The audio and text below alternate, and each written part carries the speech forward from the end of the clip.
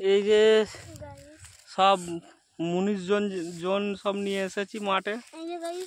এই যে ধান, এগুলো পুরো গাদা দেওয়া হবে একদম। হ্যাঁ, এ হচ্ছে আমাদের ঘরের মুনিশ, পেট ভাতে।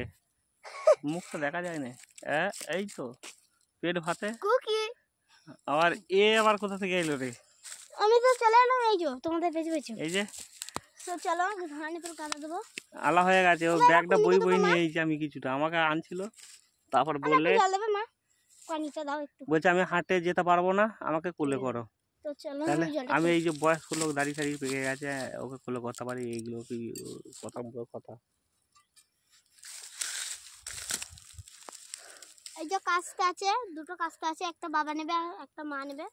মাঝে মাঝে আমিও কাটবো। চলো একটু জল খাচ্ছি, দেখতে পাচ্ছ রোদও পড়েছে, খুব রোদও দিয়েছে। সেই রোদে কষ্টও লাগছে। এই ধানগুলো সব গাদা দিতে হবে। এরপর দেখতে থাকুন, ধান গাদা দেবো, কিভাবে গাদা দিই সেগুলো একটু দেখুন, ভালো লাগবে। যদিও খুব গ্রাম পল্লীর একদম ফাঁকা দৃশ্য। তো চলো গাদা দিয়ে, তো চলো।